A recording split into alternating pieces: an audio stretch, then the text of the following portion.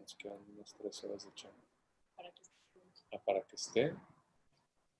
Este batch va a estar hasta la siguiente semana, pero ya justo el lunes ya salen.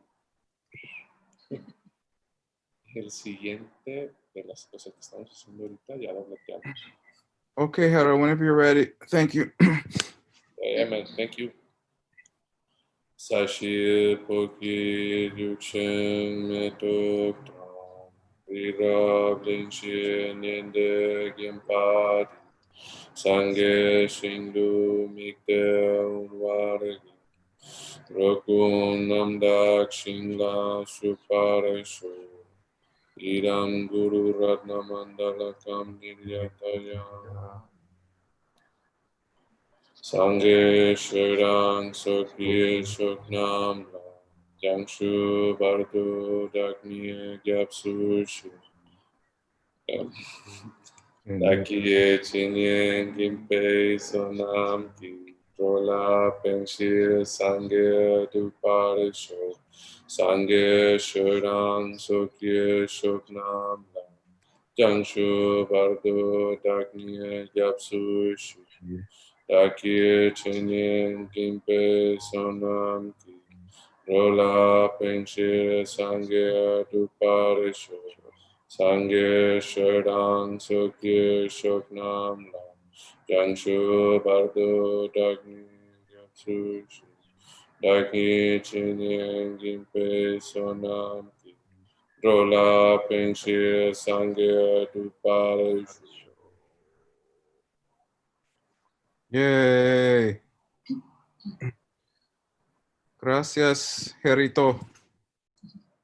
De nada, my goat man. Okay. So I was got it. contemplating. You guys mute yourselves with your giggles. I'm muting you. Go away. I was contemplating this morning what to do for today's class. And I prepared the final review before class, unlike the last times, because I don't know, I got a little lungy doing so much in one class and so fast. So I just did it before. And I think I'm gonna just make you all do your own homework, check your own homework, because it takes too long and I have to go too fast and read too much. Okay? And so it didn't seem practical. So I've learned from my amazing holy teacher that it's okay to switch the format of class, okay? And you should learn that too, because one day you're gonna teach classes and you're gonna make mistakes, or you're gonna do things one way and then you realize there's a better way to do it and then you're gonna do it that way. And if that way is no good, you're gonna go back to the first way or a different way, okay? Ad infinitum, until either death or enlightenment, okay? That's pretty much the name of the game. All right, so this is ACI 17 final exam review. Yay! Oh wait, we have to do the quiz. Damn it, I got excited. I already did my quiz, but you guys just do the quiz. Oh man. Okay, anyway, so that's what the class is going to be after you do your quiz, which I know you're all very excited to do. All right, let me grab it.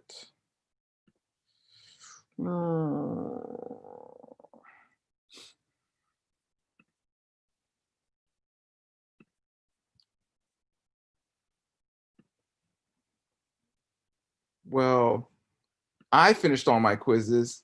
Rejoice. Yay! And all my homeworks. Yay!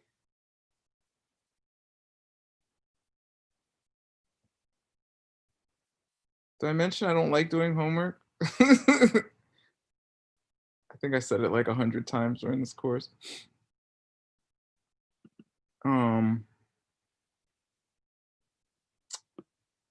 Yeah, I'm an audio learner for the most part.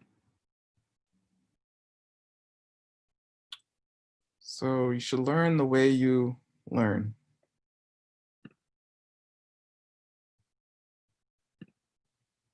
Okay.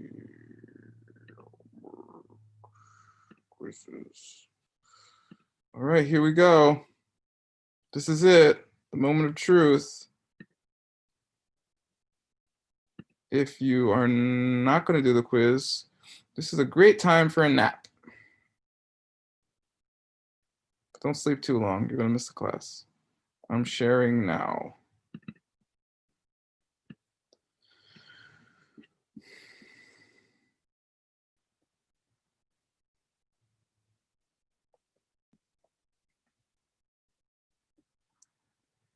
Okay, enjoy.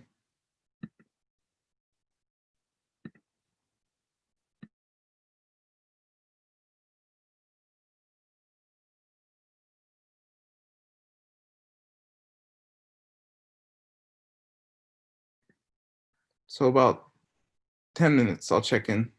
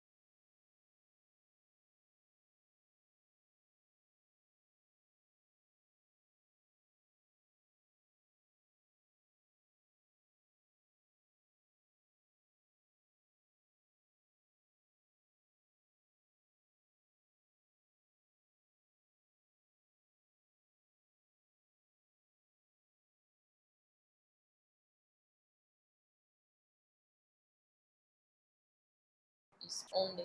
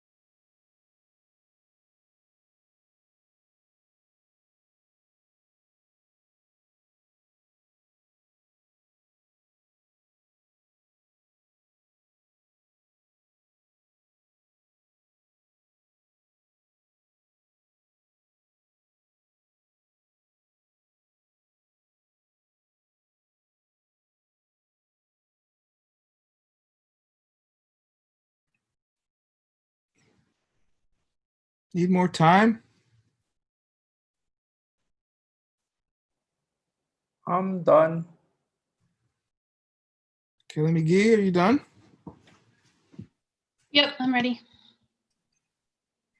Okay.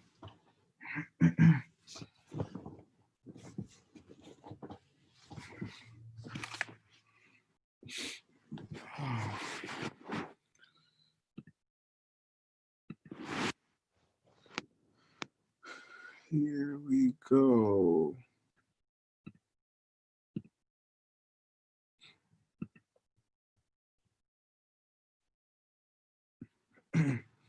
Oh, now I can present my beautiful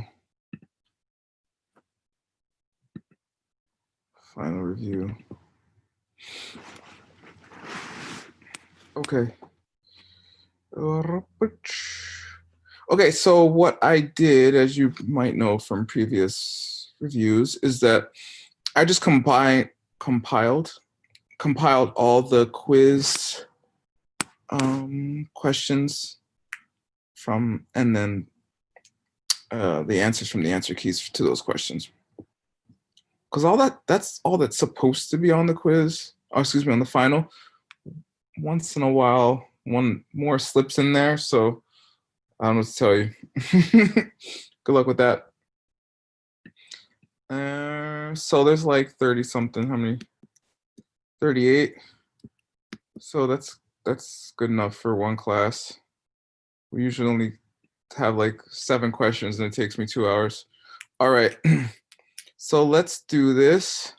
And you all are going to help. I'm going to ask you this stuff and you're going to explain it. So we're actually going to review, meaning I'm not just going to say it. All right, question number 1. So this is we're in the Diamond Cutter Sutra now. That wasn't on the first quiz, so that's why it's not here. What the name of the book is. Question 1, explain the 3 meanings of the word diamond in the title. The diamond in this sutra is a metaphor for emptiness in 3 senses. Okay, who knows the answer?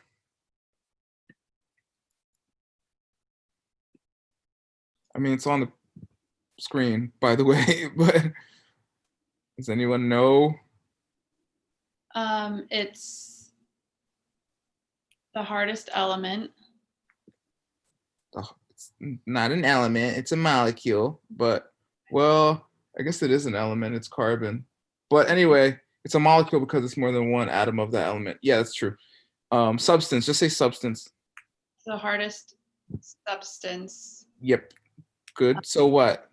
So that's the metaphor for it being like an ultimate thing. Yeah, and like emptiness. And then it's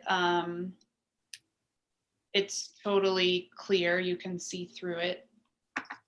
So yes. it could be like you could be viewing your world through it without really realizing it's there, like emptiness. Mm-hmm. And then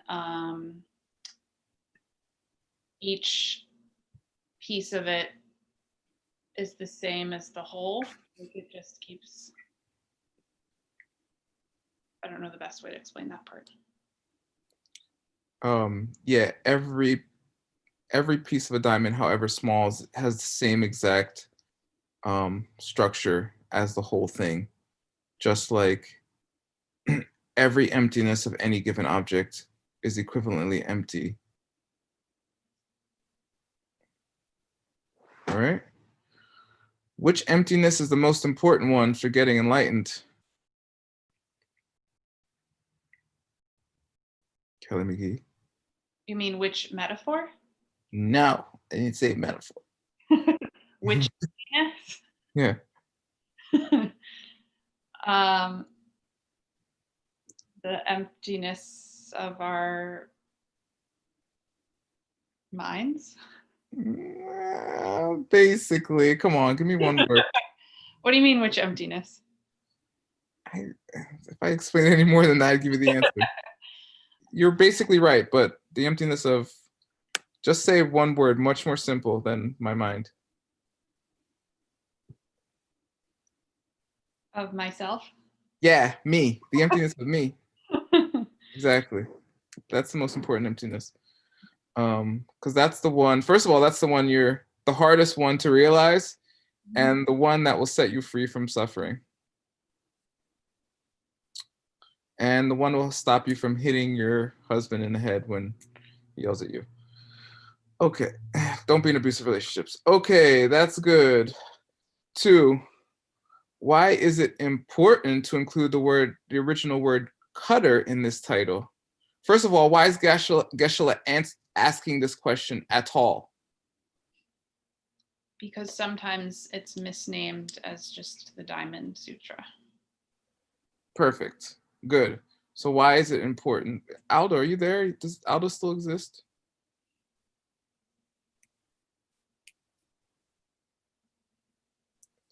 Is he having a lonche ahogado?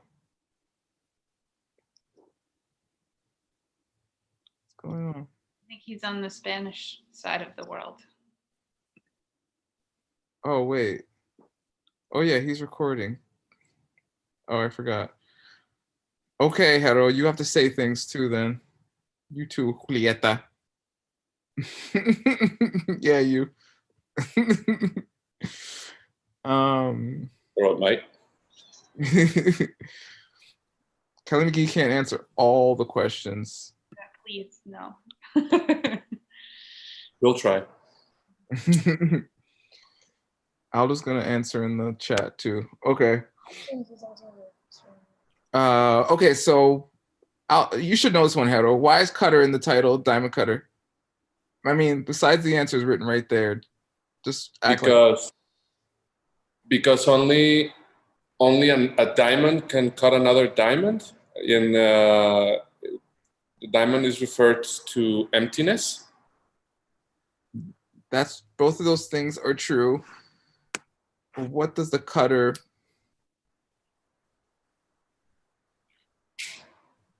Yes. Sorry, can you repeat? Well, it's kind of funny because the diamond usually refers to emptiness, but in the word diamond cutter, the cutter refers to emptiness and the diamond refers to diamond. Yeah, because it's like only with a diamond you can cut another one, right? Right, but the idea is that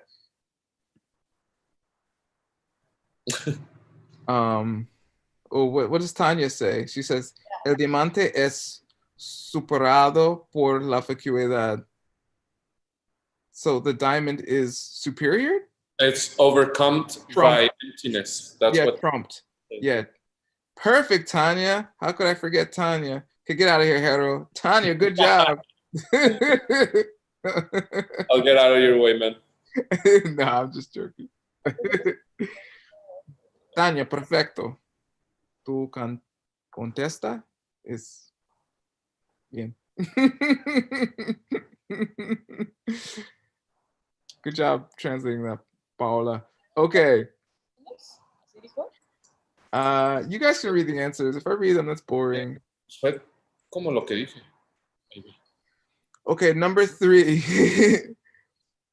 Describe the object we deny when we speak of emptiness. Ooh, you have to know this. According to Master Shantideva, you all have to know this. I want to make sure you all know this via Kelly and Hero and Julieta. Okay, Kelly, what's the object we deny? I'm hiding the answer.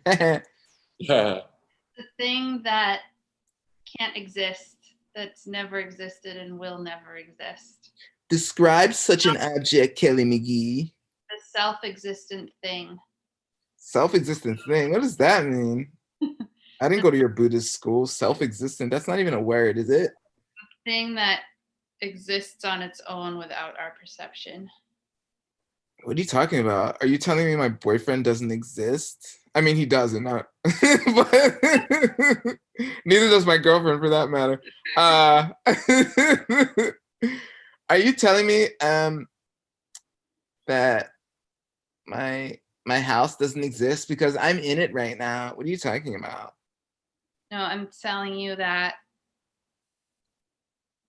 the house you experience, your house only exists through your experience of it. That's not. Yeah, so what? Of course it only exists through my experience. What's that got to do with anything? What does that have to do with anything? It means that it can change.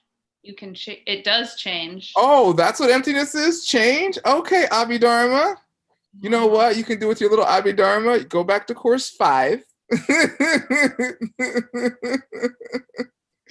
Okay, we're in the highest school right now, baby. Try again. It means that only, I'm trying to say it without using all the Buddhist-y words. Good job. Yeah, this is making it okay.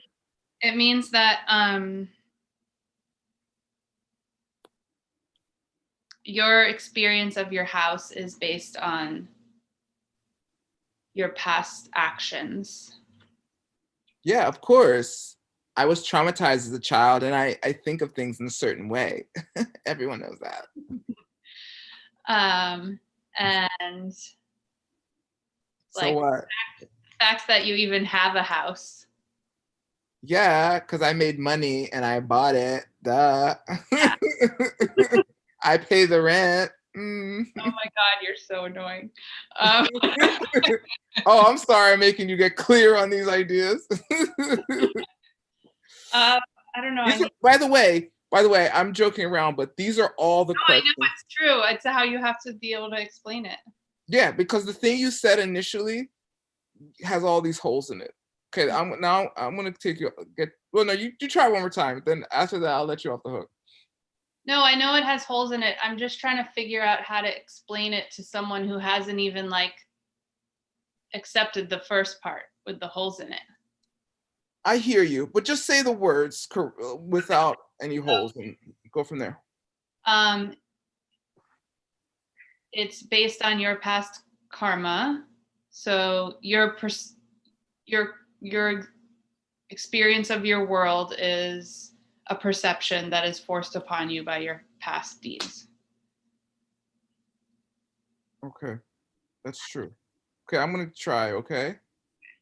Without looking at the answer. Here.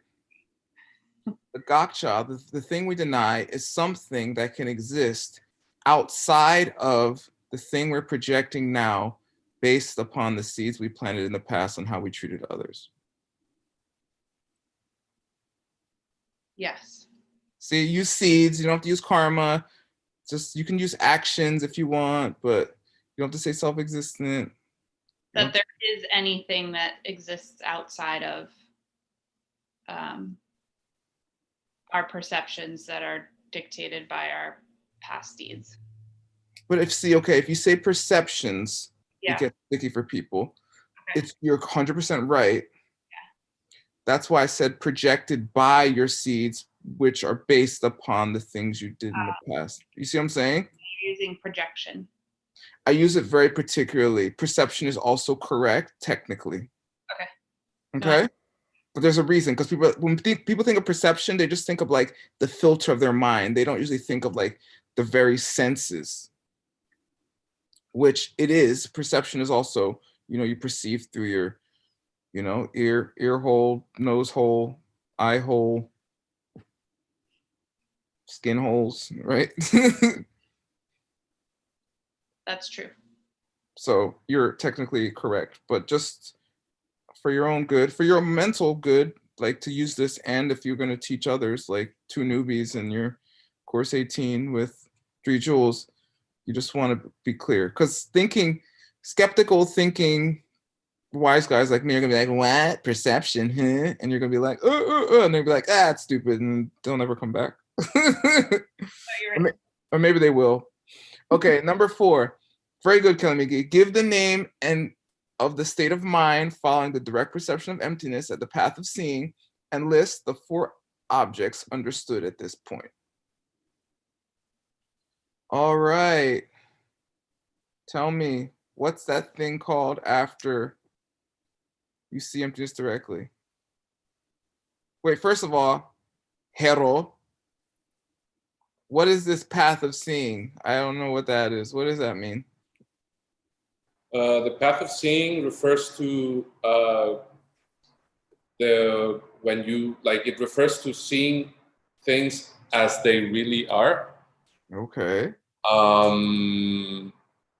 That sounds good. It's when you turn into a different kind of being that has already seen how the world truly works. Okay. But that doesn't mean that you can see the true nature of everything all the time. But while you perceive emptiness directly, you can see how everything works. But after that experience, you come back, but not the same. I mean, you come back in a sense that you start, like, you see everything coming self-existently towards you, but you know that it's not true. You know that it's not real. Okay. And the path of seeing is when you actually see how the world works. So now you know, but Okay. it doesn't refer necessarily to seeing everything all the time as like with its true nature. Got it. Okay, what's that called? After you see emptiness directly, what's that called? Like, well, you from then on you turn into an Arya. Yeah. There's a specific name. Oh, you refer is okay. Subsequent wisdom. Yeah. Geshe just calls Right. the aftermath nowadays. Yeah. Subsequent just means después or something. Subsequent. Okay. Yeah. Subsequent. Yeah, what happens after. Jetop Yeshe in Tibetan. Very Jet- famous. Okay. Jeshe is wisdom. Huh? Jeshe is wisdom. Yeshe is wisdom, yeah. Jetop means afterwards or subsequent to or something. Okay. Jet. Yeah. Okay, good. All right, and then Julieta. How much Buddhism does Julieta know? Let's see what she absorbed at El Monasterio. She was in the office while we were in back teaching, so I don't know if she went to class or not. What are the 4 things called the direct perception of emptiness? Do you know? What are the 4 things you realize after you have the direct perception of emptiness? In any language. Spanish, Sanskrit, Chinese. I think you realized, first of all, that, like Hero said, things are not coming from outside. Like, you know the true nature of things. Yes. And that is just like a perception that is coming from your seeds. Yep.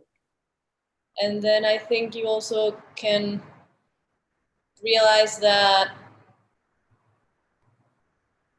like, ignorance is in the way, is the thing that is keeping you from seeing true nature of things. Yes.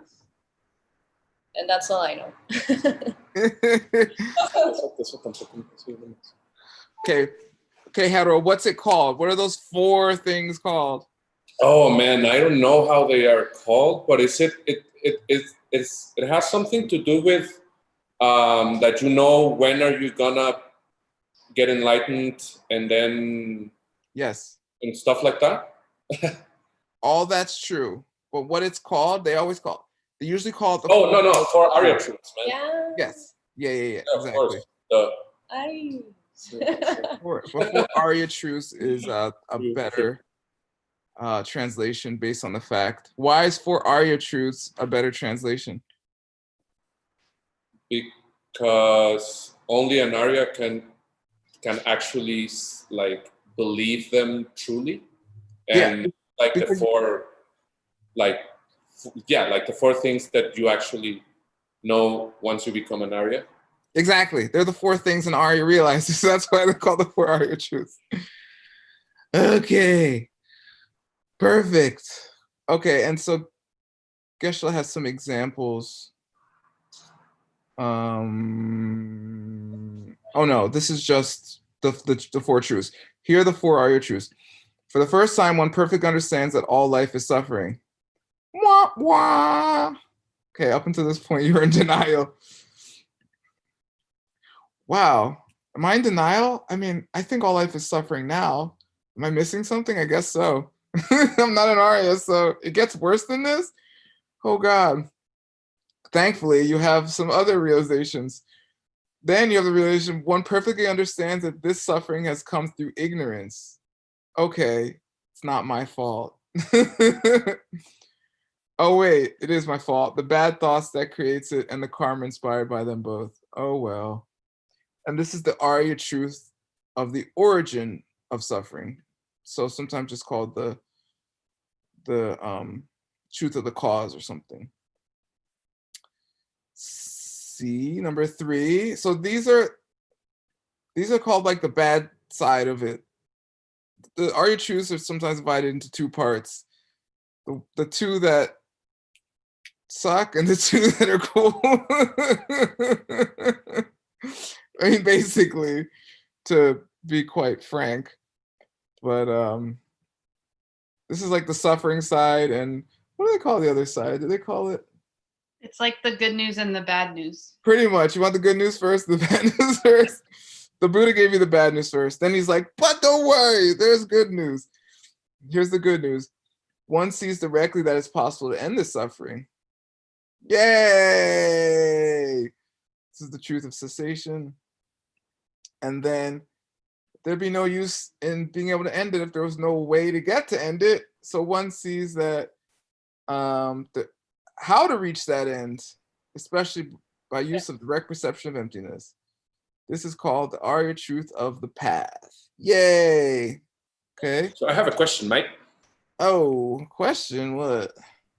So like the third truth, it says that it basically says suffering has an end, Yes. or it's more like there is a way to end suffering.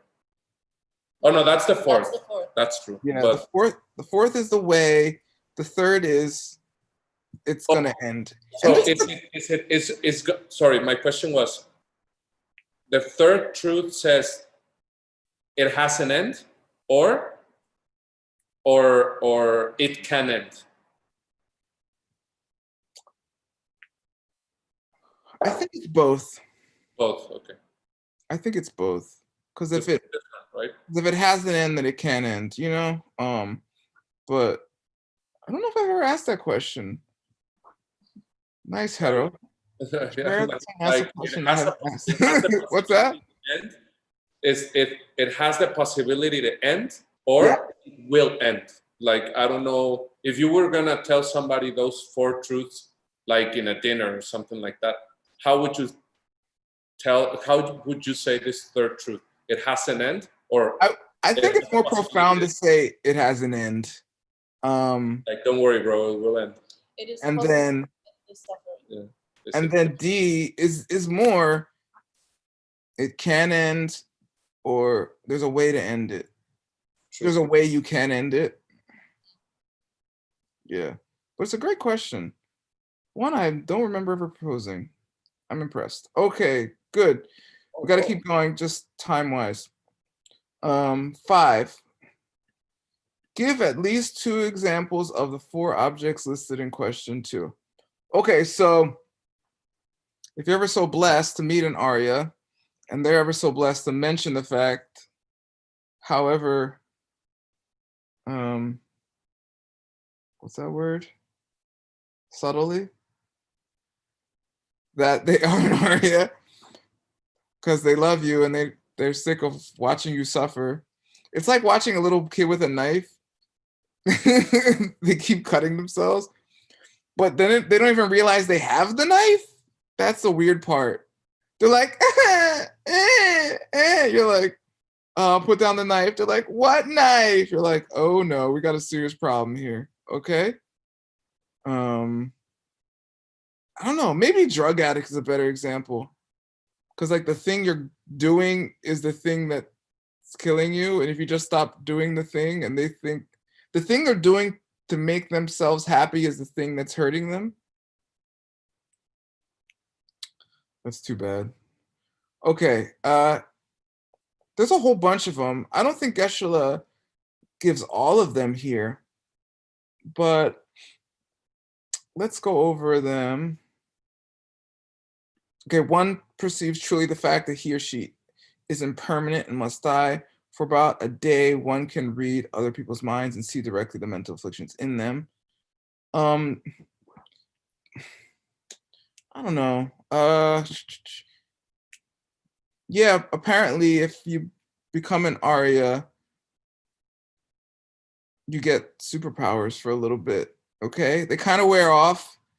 I'm sure there's kind of some superpowers that stick around, as any good yogi has. But there's some that you have for like a day-ish. I don't know. To me, I think of it like if you've ever had a really good meditation session.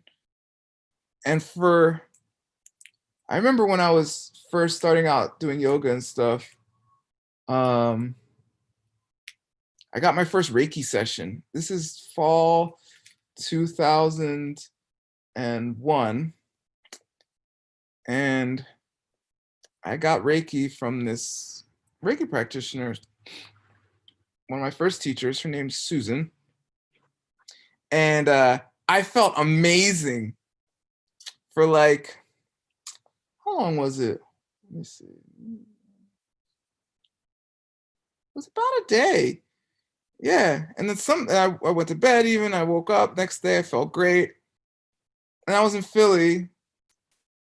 And, you know, Philadelphians are renowned for their bad attitudes. And I'm no different. And I was like walking and someone did something in their car. And I was like, you know, go F yourself or whatever I usually said.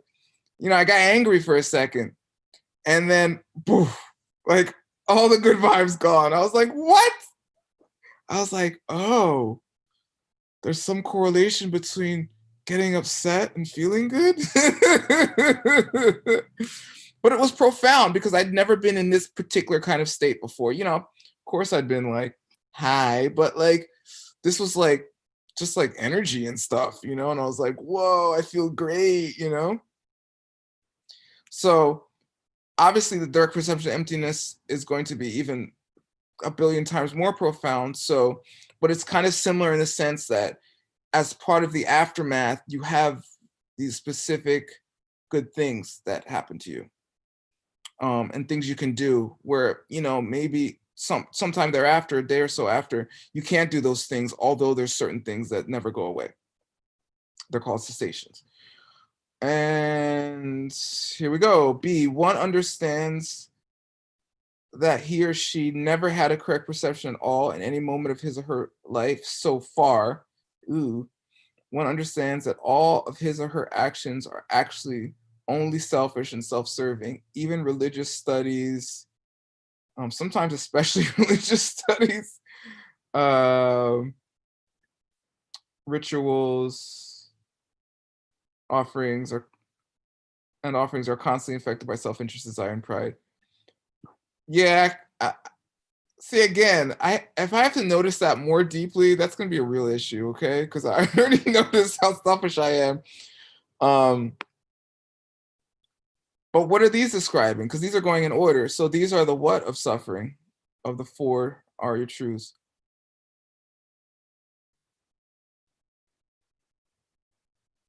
The truth of suffering. No. This is the truth of suffering. The fact that people are suffering. No, this is the cause. Oh, yeah. So the cause of your suffering is the fact that no matter what you're doing that's good, you're just doing it for yourself. So what would be the inverse of that? Doing everything for other people. Yeah, which is what called what? Bodhicitta. Yay, you learned. Okay, see. One understands that the emptiness I'm reading these ones specifically because I'm not an Arya and I want to transmit what happens when you're an Arya via these holy writings. Understands that the emptiness which he perceived directly was the essence body of the Buddha. One knows how many lifetimes it will be, for example, 7 more, before his enlightenment. One realizes that he will not be called by his name at that time. One understands that the representations of the Buddha and tantric deities, such as paintings and statues, have actually come eventually from someone who actually saw them. Okay, which one's this?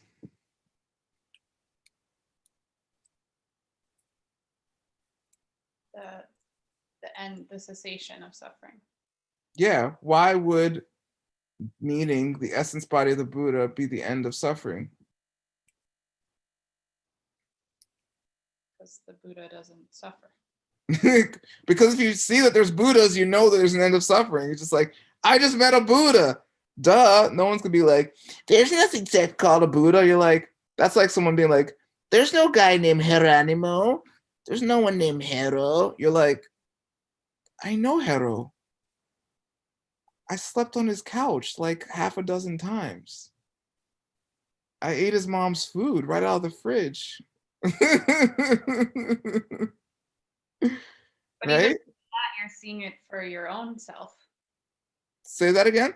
But even more than that, you're seeing your own Buddhahood. Oh yeah, I know, but this is just the first sentence. Now we're gonna get to the other sentences. Yeah, but I'm saying first you meet a Buddha and it's just like, duh, there's Buddhas, and then you see, oh, I'm gonna be a Buddha, and you even see like when it's gonna be roughly, right? 7 lifetimes or less.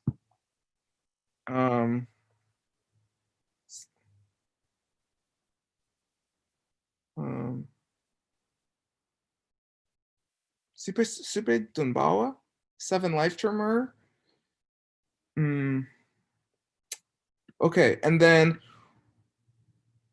this is the one that always sounds very mystic to me. And I've heard people ask Geshe Michael, and he is always like, one realizes that he will not be called by his name at that time. Geshe's always like, that's what you realize. I don't know what to tell you. One understands that representation of the Buddha. Okay, and then you realize that images of the Buddha are actually Buddhas. It's not like, this is what an angel would look like. Aren't angels pretty? I mean, angels are pretty. And it is what an angel would look like. And someone actually met them. It's like a police sketch. You know? Like, no. They were shorter than that. Yeah. Shoulders more square. Yeah, they had this nose. Yeah, like that. Okay. Then they had a bump on his head like that. Yeah, I know, it was weird. Okay. So that's what it is. All those tankas are like police sketch art of Buddhas. Okay. And then D. Now, which one should this be? Julieta, you're going to learn stuff today.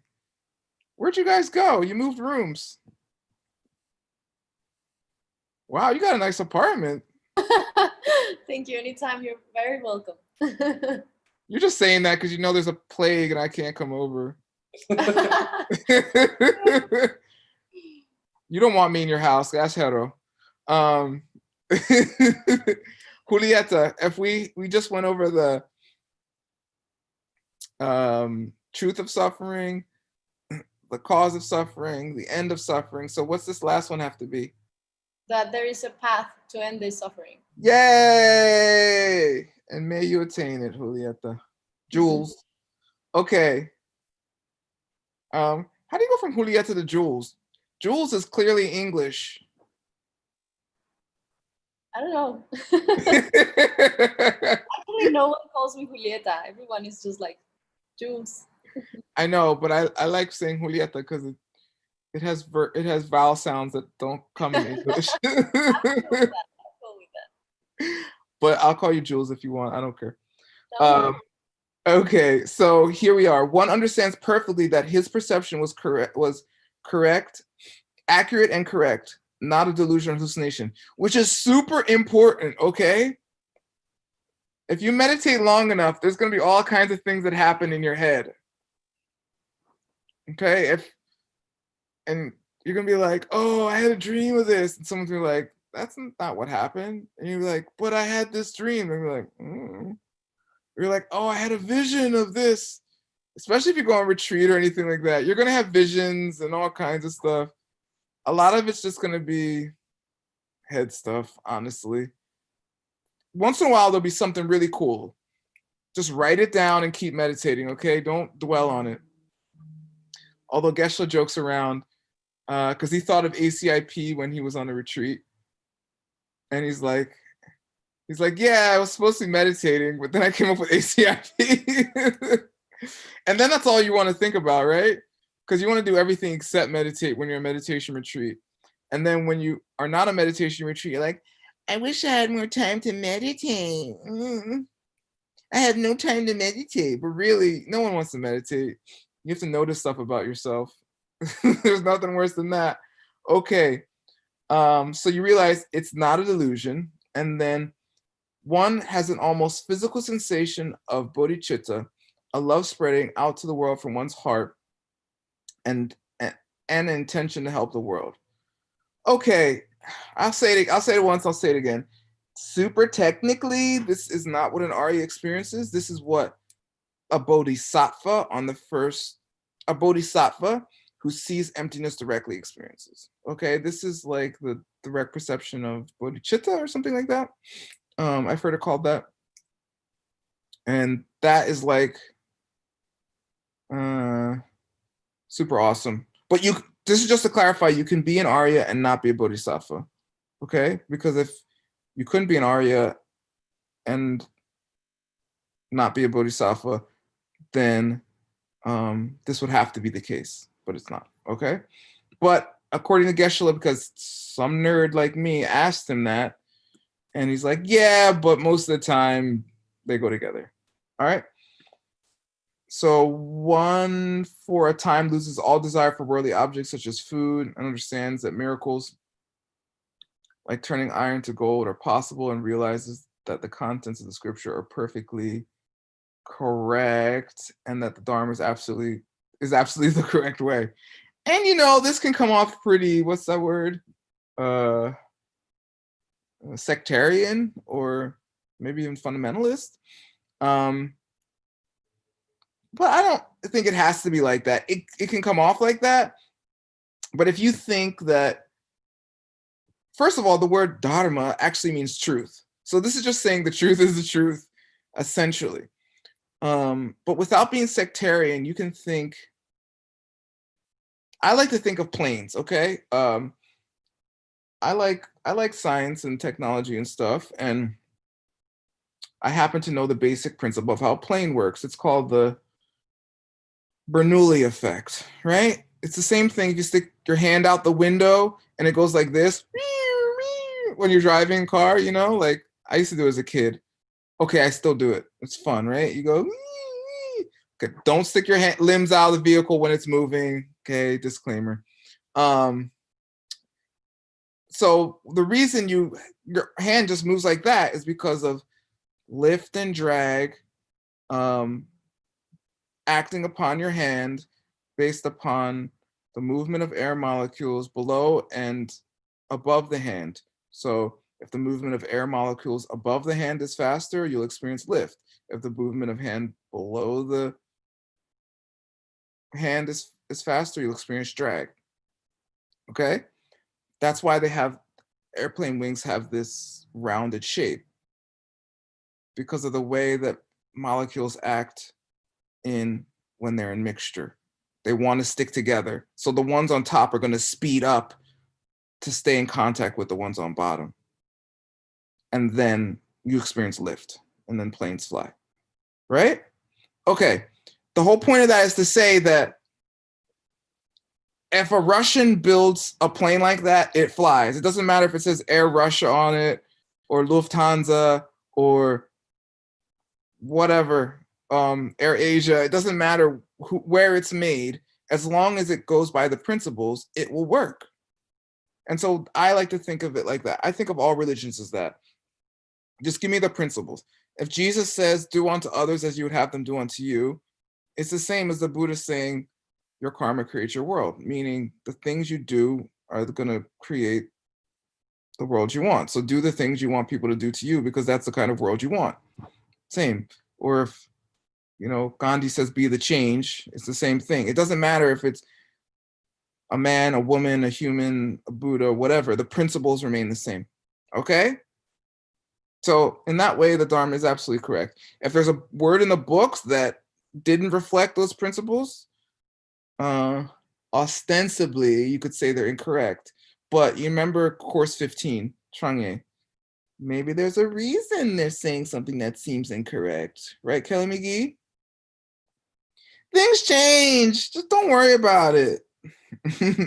One understands the meaning of the diamond. Period. one understands truly the need to prostrate oneself. Okay, this is the whole Moses and the burning bush story. I'm only on question 5. I'm not going to take forever to do this class. Okay, 6. Did the Buddha in his former life feel pain as his limbs were slowly cut off by the king of Kalinka? And he understood the emptiness of the 3 elements? Explain in some detail. What's the short answer? Yes, he felt pain. But Okay, he knew where it was coming from. where was his pain coming from? It was forced upon him by his past actions. So what? Big deal. Meaning he must have hurt someone in the past. Is that going to stop my pain? It meant that in the moment he knew not to react by hurting the king and planting new hurting people karma, but instead knew to restrain himself from doing that. So, what are you telling me? If someone punches me in one cheek, what should I do, Kelly McGee? Well, Jesus would say you should turn and give them the other cheek to punch. What would you say? I would say you avoid punching them back or getting angry. You shouldn't turn the other cheek? I feel like that's like a step further that I'm not sure I have felt the argument for in these teachings. Oh, there's a huge argument for that. Like allow someone to continue to hurt you? Yeah. Okay. Yeah. Yeah. What's the only thing that should stop you from allowing bad things to happen to you in the context of this practice? What's the only thing that should allow you to stop allowing someone else to hurt you? Yeah, why wouldn't you? You don't want them continuing to hurt you is bad for them. That's true. But what if they're just chasing after you and they're not going to stop anyway?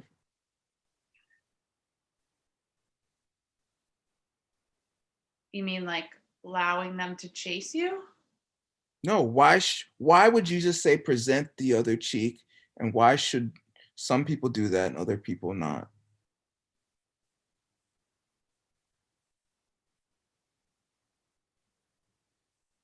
I don't know. Capacity. Oh, Some people should give potatoes. yes. Other people will give away their life fortune. Mhm. Will the people who give away their life fortune get more from giving it away? Given that all the other karmic parts of the karmic act were the same? Get more than somebody whose biggest capacity is to give away potatoes? Yeah, someone gave potatoes, someone gave $1 billion. Who's going to get more back?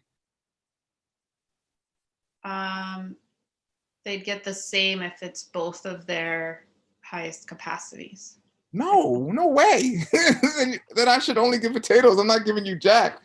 That's below your capacity. Yeah, it is. But that's why we try to raise our capacity so we can get more. So if you give $1 billion back, all other things remaining the same, $1 billion, you're going to get more back. But if you give more that's outside your capacity, you're going to hurt yourself. Okay. Yeah. But that's different than giving somebody something that allows them to continue to hurt you. Not necessarily.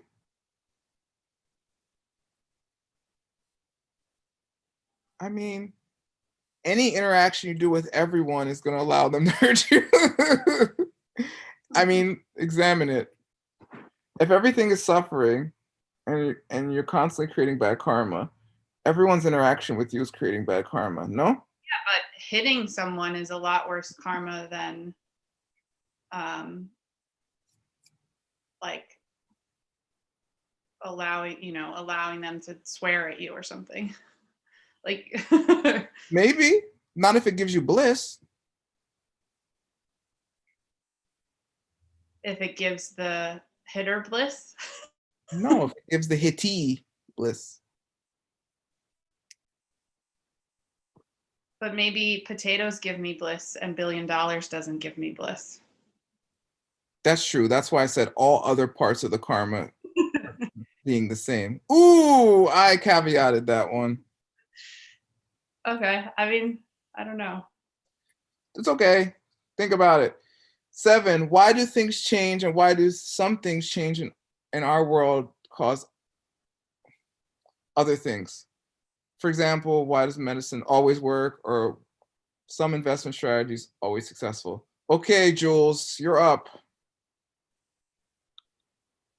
Why do things change, Jules? Why do you mean change? Cambiar. But I mean, like, why do things change means? How does anything occur? How does anything happen? Well, it's coming from your seeds. Like if you take a pill for a headache and it works, probably it is because in the past you, I don't know, helped someone feel better. And if it's not working, it's because you don't have the seeds for the medicine to work. Perfect. Okay, here's a question. It's a trick question. Why are some investment strategies always successful? Siempre.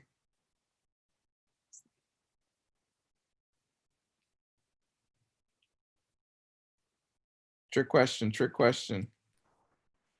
I don't know, I guess they never stop planting the seeds. Yeah, are there any investment strategies that are always successful? Sí o no?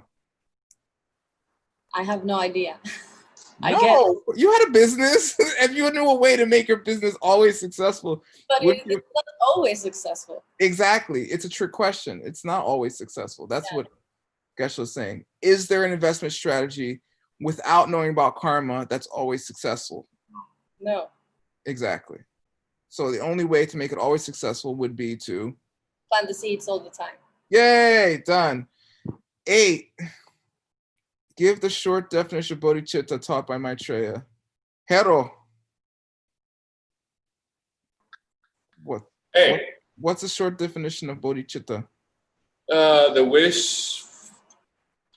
wish of one to get enlightened, to help others to get enlightened. Yes. Yeah. Good. Yes. Ooh. Perfect. The wish to become fully enlightened for the sake of all sentient beings. Kelly McGee is going to say it in Tibetan.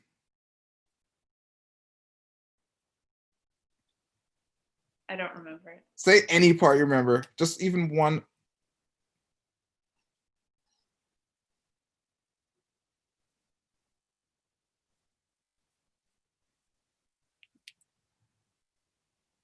I don't know.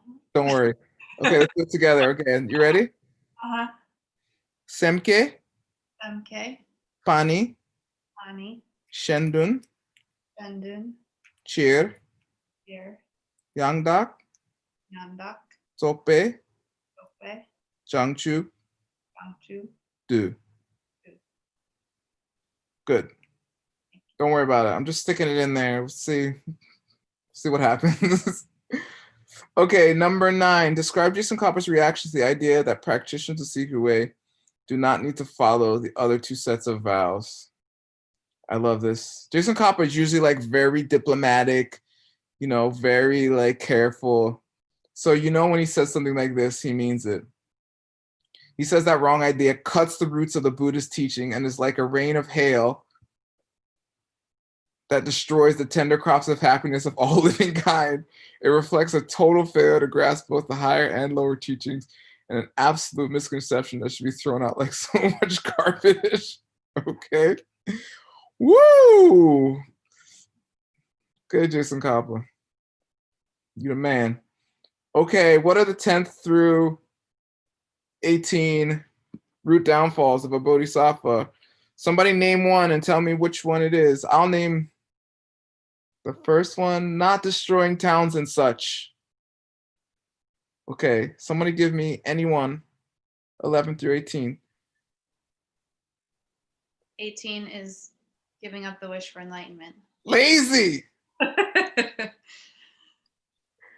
I was like, I could go cheap and say 18. I'm not gonna. I know. That was all I had. I'm just playing. Good job.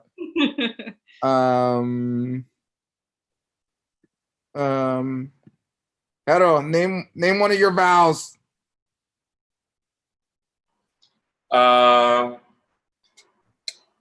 It was drying blood of a Buddha. That is part of the first 9, but I give you credit for that. Thank you, man. That's not doing any one of the but which ones? Which from what number to what number? You said 10 through 18. It was on one of the quizzes. So it's I know you missed some of the classes.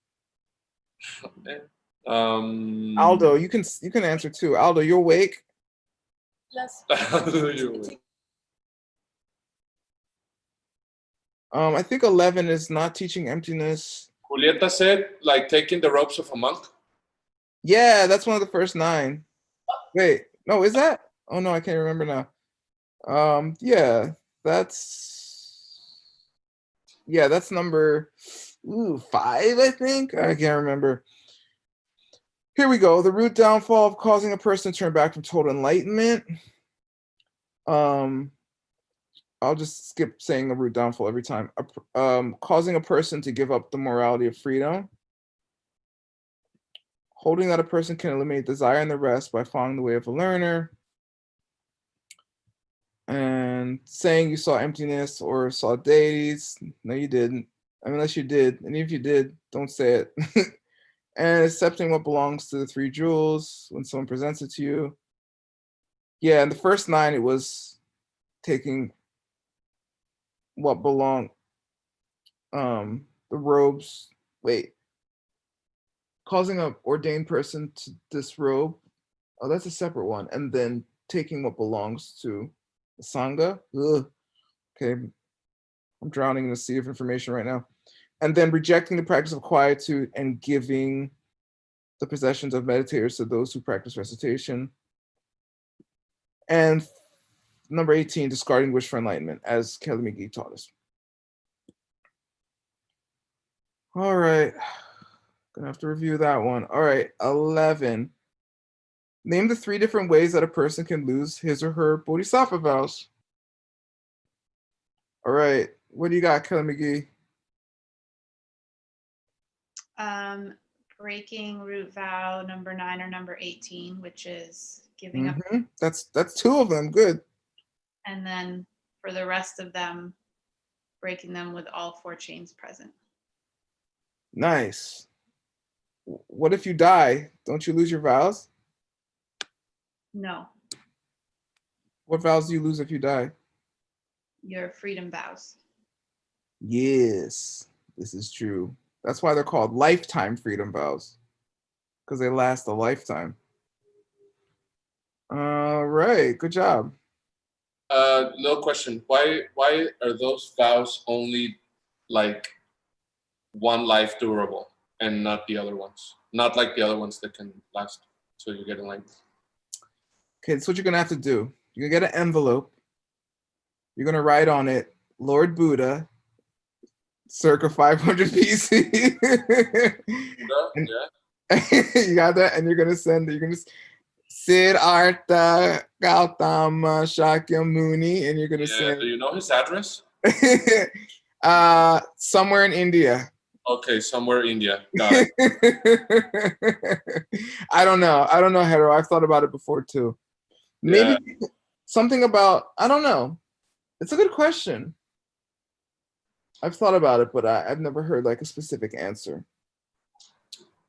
Well, yeah, we'll have to investigate. Yeah. All right.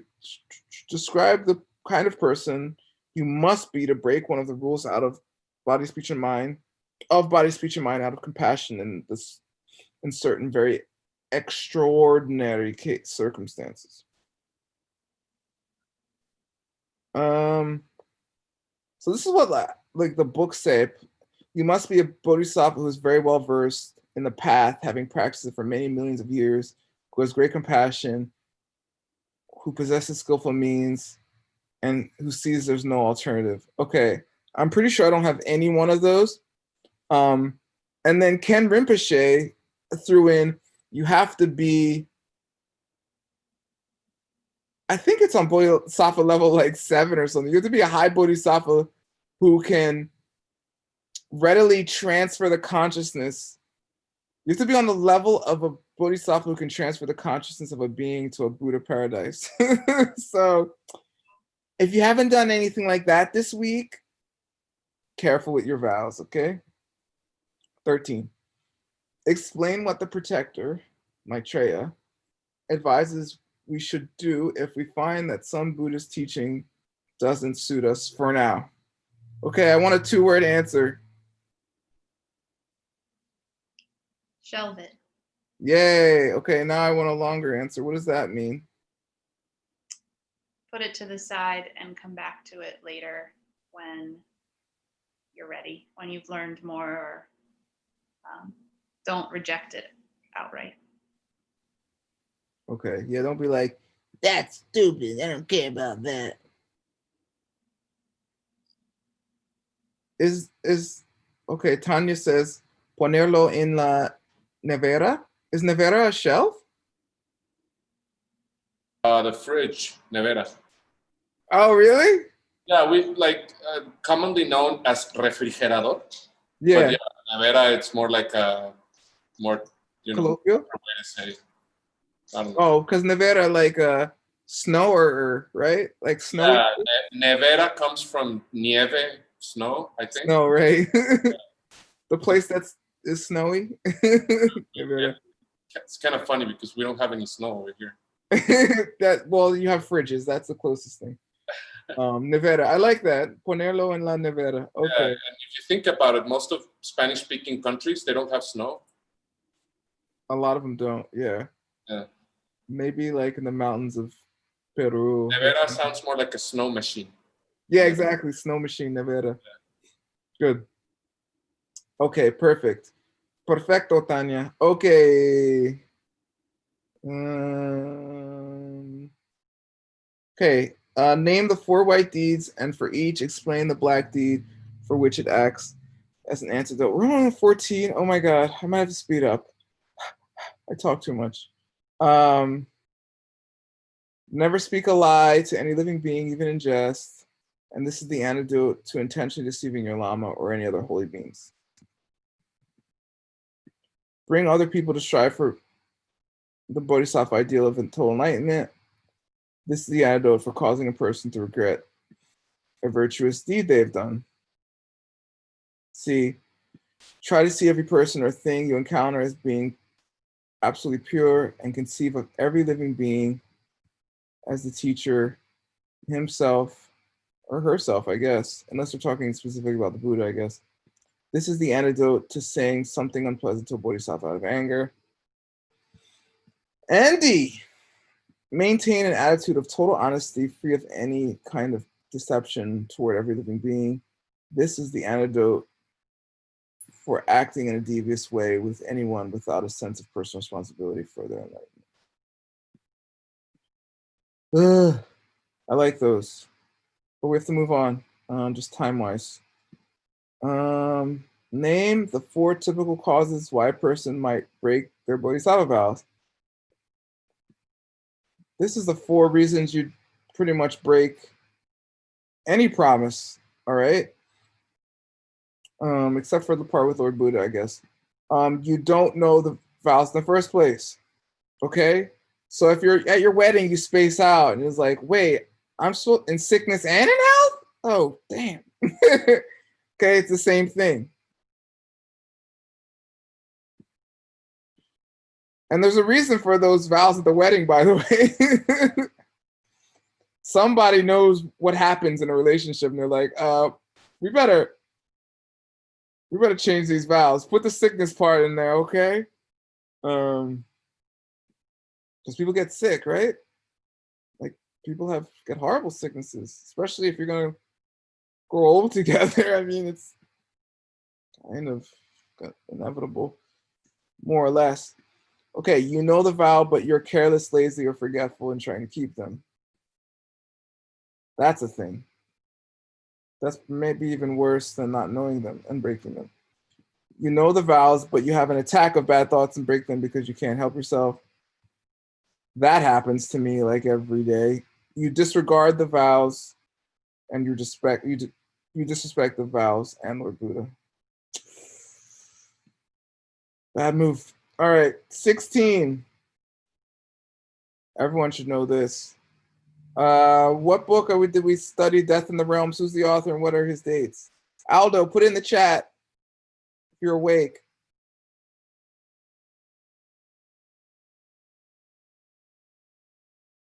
The Lamrim?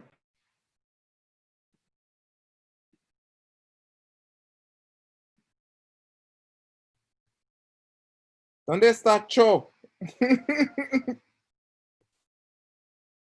He went to sleep. He was like, there's better things to do with my Sunday. Tanya answered. Thanks, Tanya. Woo! Aldo, you're fired. Okay. Yes, the Abhidhamma Kosha. By who, Hero?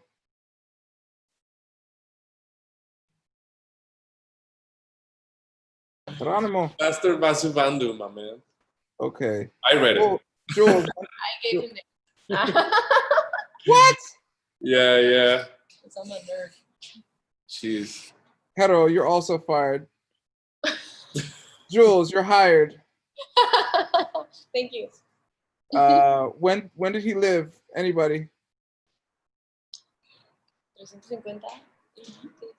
350 AD. Sí. How do you say? Tres. How do you say? AD is after Domine, like after Christ. Yeah, Anno Domini, in the year of our Lord. Yeah, Lord who? Lord Buddha or Namki? No, Lord Jesus Christ. The Buddhists didn't take over the world, bro. The Christians did. How do you say? 350 siglo? 350 después de Cristo. ¿Antes? Después. After Christ, right? Yeah. Yeah, so it's después de Cristo. Yeah. DC, okay. después de Cristo. Okay, which is another misnomer because it's not. It's 30. It's 350 years after he was born, not after him, right? Yeah, it's after his birth. Yeah, birth. Don't mind me, I'm being technical. I lost that word in my head. Okay, explain how the desire realm could be divided into 20 different parts. 8 hot hells plus 1 realm of craving spirits, that's 9. 1 realm of animals, that's 10. 4 places humans can dwell, that's 14. And 6 types of pleasure beings of the desire realm, that's 20. Don't ask me what the 6 types of pleasure beings are. Kelly McGee already asked that, and we answered the question, right, Kelly McGee? I gave it to you in Chinese, though. Now it's translated.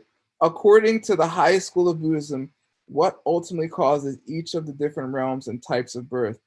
Okay, without looking at the answer, give me a 1-word answer that begins and ends with S.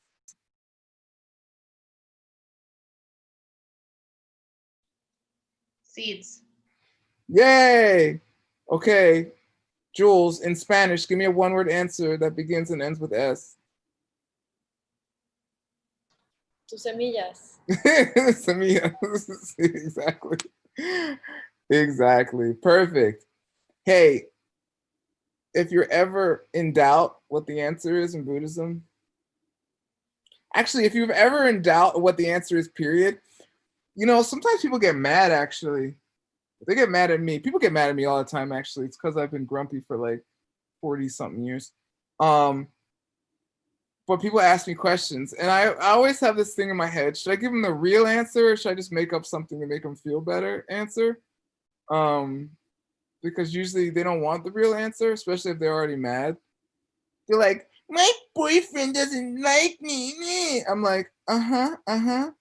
Why, word, why? And I'm like, And it's like the thought bubble. I'm like, smart alecky Buddhist word is like, the answer's always the same. It's seeds. How could you forget? It's always seeds. And then Bodhisattva compassionate word, which is a much smaller force, is like, opens up. He's like, just give them the answer that they want, word. There's no use in berating them. If they knew it was seeds, they wouldn't be calling you. So I usually am just like, oh, he's had a hard day. He's a little grumpy. Did he eat? Did you feed him? Okay?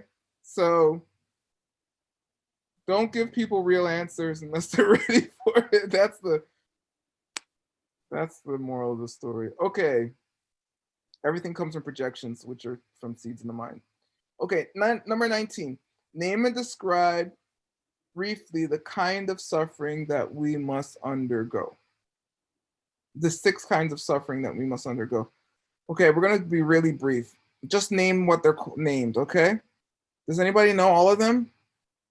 I recommend memorizing this list. It's your whole life, okay? No one knows the 6 sufferings. I'm going to just tell you right now, okay? Nothing's certain. When you're going to die, when your girlfriend's going to leave you, how much money you're going to have tomorrow, will you have a house tomorrow, will you have the clothes on your back tomorrow? Does anyone you love, will they be alive tomorrow? Is the city where you live going to be peaceful or be bombed tomorrow? None of that. Completely uncertain. True or untrue? Yeah. True. Does anybody ever want to talk about it? No. Is it true? Yes. Okay. Should I do an order? What is the order? Oh yeah, satisfaction. This is the Mick Jagger one. Yeah. Don't worry. It's not your fault. Everything you do, even if it's cool right now, it's gonna suck in like a week. All right? Don't worry, it's not your fault. The cool job you got, yeah, in a year, it's not gonna be the cool, it's gonna be like, why am I stuck in this dead-end job? The hot girl you met, it's like, I could do better. The city you live in, it was cool when you moved there, now it's disgusting. Sorry. You know this. Anyone about 30 has realized that. You've moved enough times. You know how many times I've moved? You would never even guess how many times I've moved. All right? I've moved like 100 times. Literally. Not exaggerating. And I've lived all over the US, Mexico. I've visited several other countries. It's all the same. There's some good stuff. There's some bad stuff. Just get enlightened, all right? Because it's never going to work out. I'm serious. And then the ones that can't prove to people, but the Buddha said, you die over and over again. And then the separate one, I'm not sure why they made it separate, but apparently it's separate. I'm sure I could come up with a reason. You're born over and over again. Okay, great. Or not so great. And then, oh yeah, high then low, okay? And I get to be moody this life, so this is easy for me. Every day it's like a roller coaster. All right? Not every single day, but the week at least. I'm like,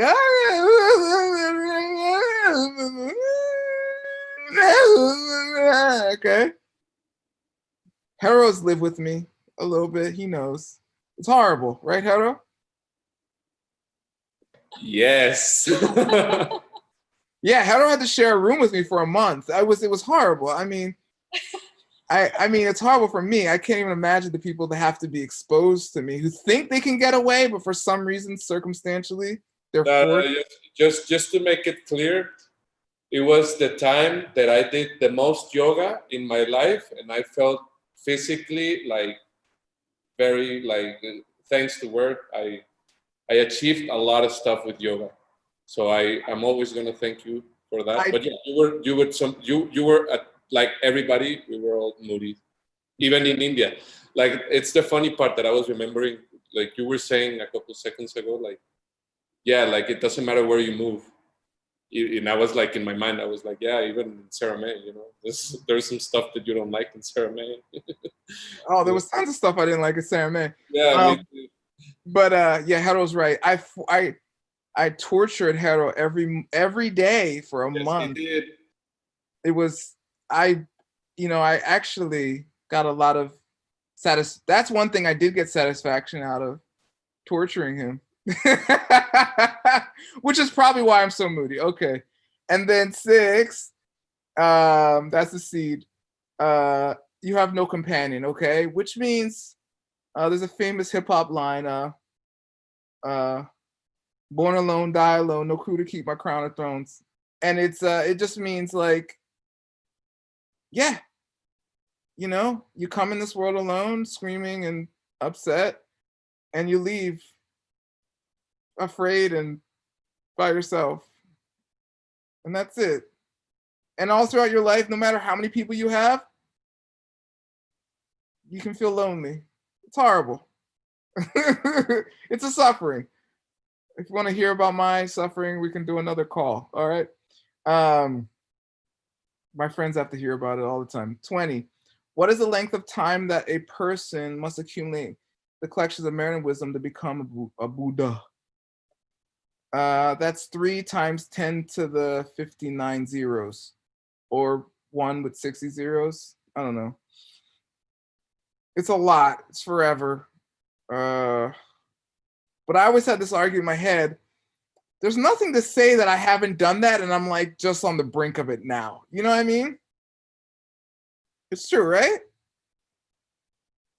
Anyway, if we've lived infinite lives, that's not that much time. Huh? Think about it. But you'd probably be better off than me if you were close. So I don't know. Probably not that close. Okay, 21. Name the 4 steps to contemplation of death. Considering the problems of not meditating on death, considering the benefits of meditating on death, identifying just what kind of death awareness we seek to develop, and how to meditate and develop this awareness of death. So only number 4 is the actual practice, okay? The first one is like, what's going to happen if I don't think about death? Which you're already thinking about death by not thinking about how you're not thinking about death. So I don't know how that works.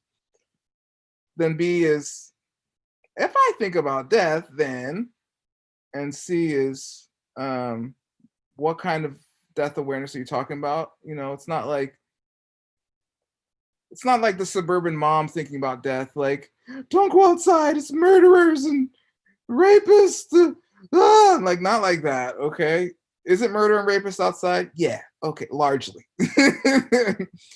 But should you be focused on that? No. I mean, you don't need a murderer to kill you to die, do you? No. You can die anytime from, like, what did Redman say? 6 million ways to die, so I chose made 6 million one with my eyes closed. I got the hip hop lines today. Okay, 7. Describe the awareness of death, which is not the one we seek to develop through meditation. This is the suburban mom one, okay? You're not trying to think of the freak out from dying. You're not trying to think about the freak out while you're dying. You're not trying to think about the pain of death and all that kind of stuff. That's not it. There's a whole other set of meditations for that. That is a thing, but that's not what we're talking about in this case. Okay. Oh, I didn't break this one up.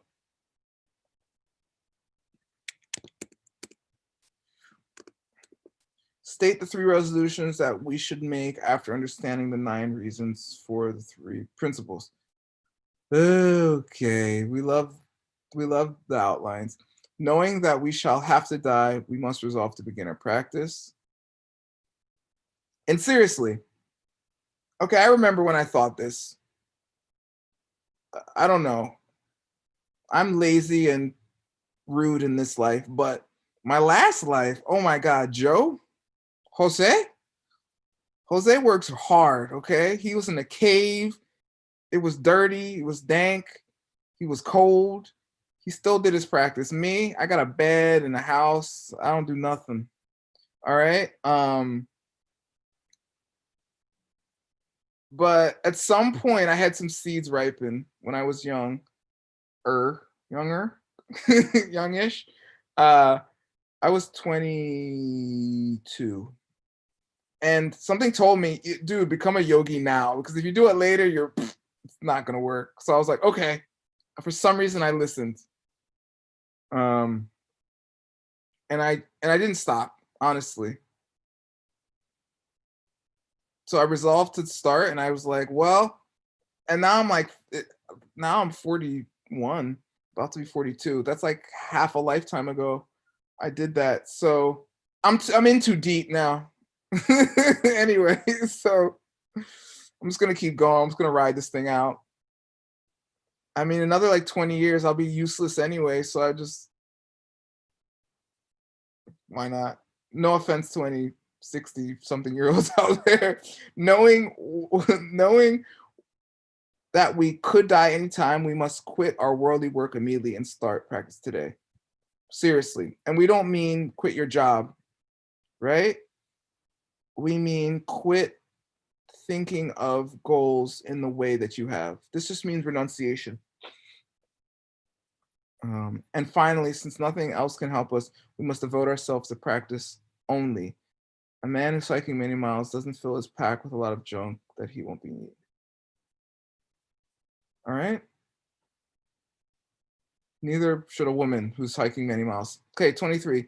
Explain the role of the extraordinary trainings of an ethical way of life in the development of the two extraordinary trainings, especially as explained by Jason Kappa in his epistle on ethics. Oh my God, this answer's so long. Can someone give me a very clear, brief answer? That there's the 3 extraordinary trainings, each one builds on the previous one. So the extraordinary training of, sorry, now I'm not being brief. It's concentration. Yep. No, it's ethics, concentration, wisdom. So you have to have, you have to live a life of ethics in order to be able to concentrate well, and you have to be able to concentrate well in order to achieve wisdom. Perfect. That is a perfect brief answer. What happens to people who do a lot of bad things and try to concentrate?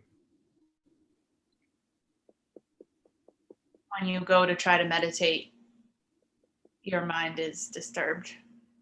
Yeah, it's true. I was a bad kid, okay? I always did stuff I wasn't supposed to be doing. Some of it illegal. But the statute of limitations has run out, okay? And and you're always looking over your back. You're like, did they find out? I mean, my mom, if your mom called you like my full name's Edward. Edward, I'd be like, oh no, did she find out? Did they figure, am I caught? Okay, act normal. Yeah, hi, anything I can do for you? You know, and luckily I stopped doing bad stuff. Mostly, I don't know. I probably do little bad things all the time. But that's how it is. And like, I don't think did anyone catch me? I mean, if I see a cop car, I get scared, but that's for different reasons. Okay, 24. Describe the motivation. Which one should engage in a study of Buddhist discipline? Just give me one word. Hero. Sorry, so it's describe the motivation with which one should engage in a study of Buddhist. You and Jules are having too much fun over there, okay? I know it can't be from this class. You're trying to write down the answers, man. Yeah. Extraordinary. Oh, it's hard. I'm gonna send you this document, okay? Okay, thank you. Thanks, man. Yeah. Describe the motivation with which one should engage in a study of Buddhist disciple. Wait, discipline. Aldo gave the answer, renunciation, perfectly. Okay, he woke back up. Aldo, were you sleeping earlier? Okay, he gave that one. You're gonna give the next one because we got to keep going. And yes, I am gonna send this whole thing out if you were trying to write it down. You don't have to. I that's why I compiled it. Okay. You did your final? What final? This one? Aldo? You're finished?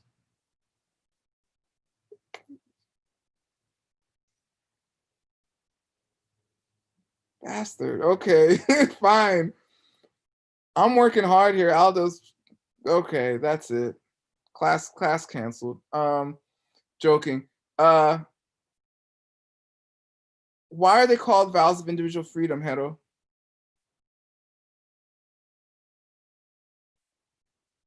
Sorry again? Why are the vows of individual freedom called vows of individual freedom? Pratimoksha. The Praktimoksha, because it's more focused on one's, I don't know, like Yeah. I should know it, on one's practice to get one enlightened. Yeah, because it's not bodhisattva vows. They're focused on getting everyone enlightened. Yes. So like, yeah. So in your own ethical, well, they're all focused in one's practice, right? Like. Yeah, but this is focused on you reaching nirvana specifically. True. Okay. Even that's what the cat tried to just say. Yeah, she's like, come on, Hero, pay attention. He's like, man, come on, man. So this is Ella. Ella? Her name is Ella. Ella? Yeah. Oh. Oh, it's cute. Gatito. Okay. Okay, Hero, name the 5 basic pratimoksha vows for a lifetime lay person. Non-intoxicants. Yes. Not lying. Yes. Not killing. Killing what? Human or human fetus. Or any other being, right? Nope. That's not the vow. What? The vow is not to kill a human or human fetus. Oh, sorry. So the not killing any other being? Yeah. Does that mean it's okay to go around killing dogs on the street? Of course not. It only means if you kill a dog, you don't break your vow. Not that your karma's good, okay? Yeah. Stop killing dogs. Okay, what else? So the other one is not stealing. Mm-hmm. And the last one, well, they're not, I'm not saying them in order, but like yeah, the other one. The next one, your girlfriend's gonna want you to do, Hero. Come on. Not sexual misconduct. Yeah, no cheating on your girlfriend. Okay. Yay. And additionally, do the refuge vows, the refuge commitments too. Stealing no more than a sweater. Aldo, I don't want your answers now, Mr. I did my final, okay? We're done with you. Just, you can go. Okay, why don't you just go do something else?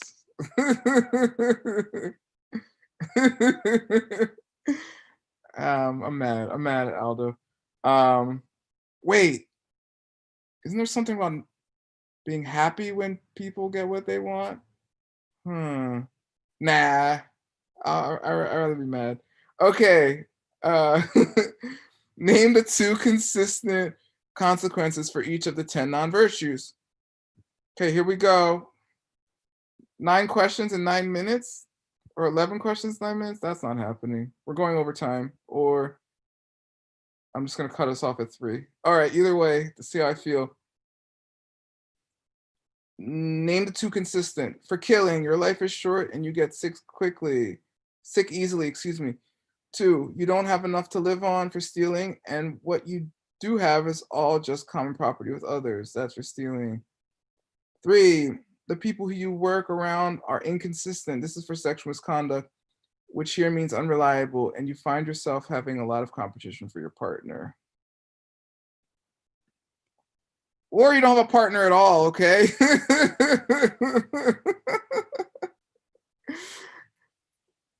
This is like, if you have a partner at all, there's competition for it, okay?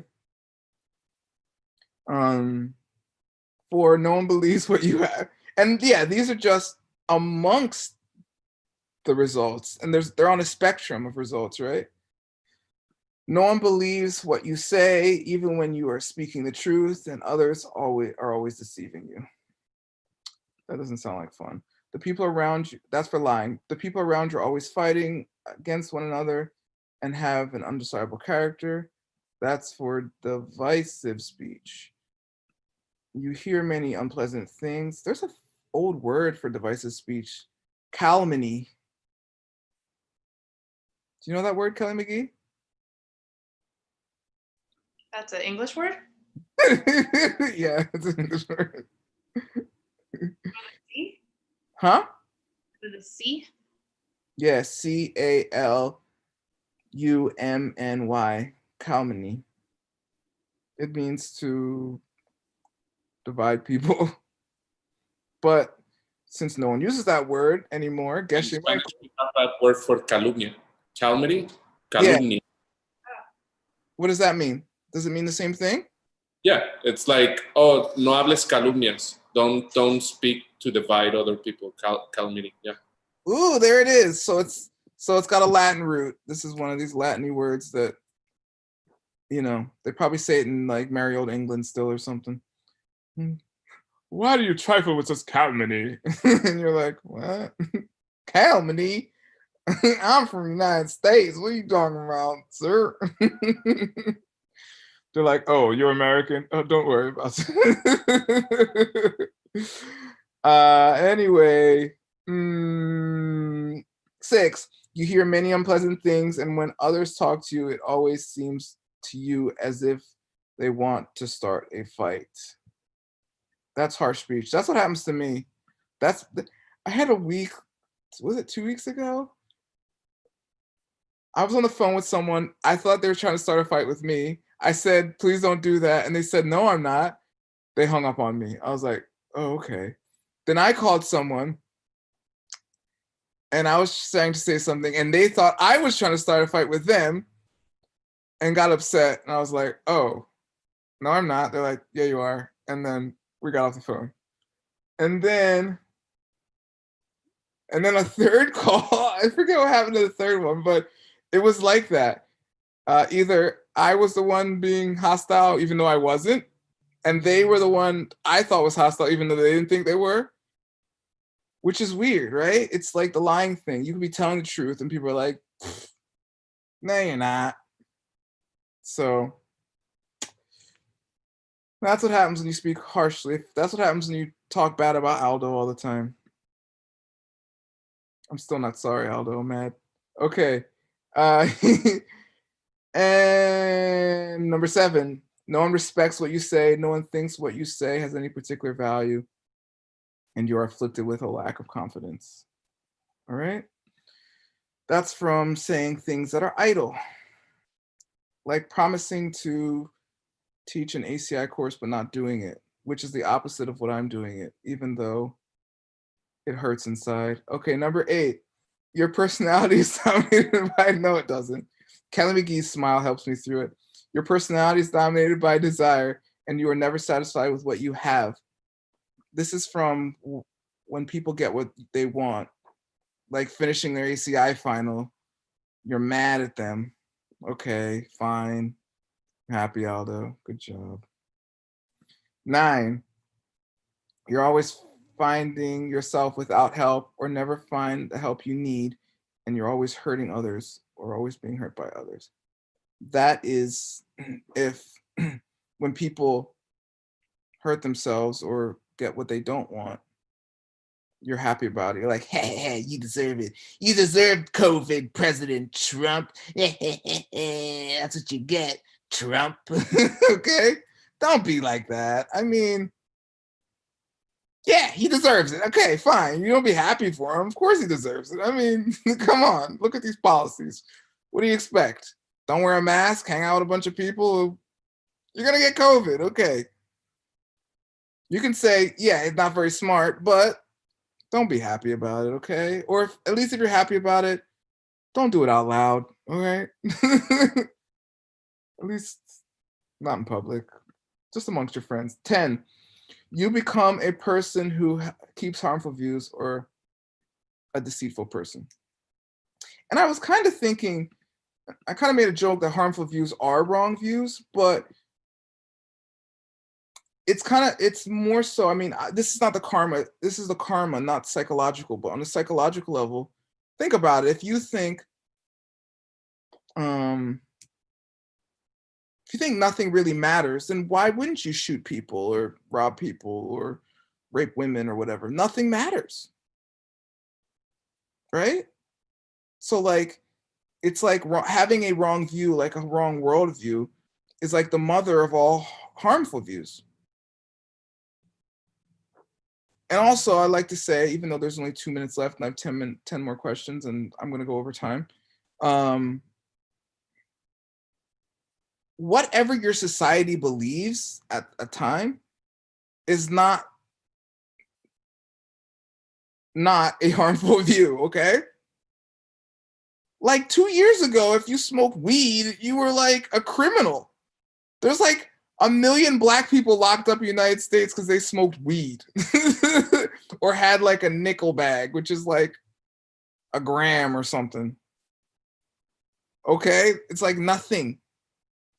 And like, you know how many reported deaths there have been from marijuana in world history? Yeah, that many, Hero. 0. You know how many deaths there's been from cigarettes?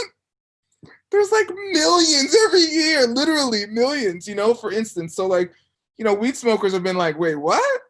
What are you talking about? Weed? I go to jail? Okay, that makes sense.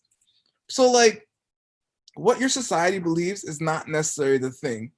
Okay, I come from a society and culture where millions of people for hundreds of years that look like me were literally enslaved and considered not human.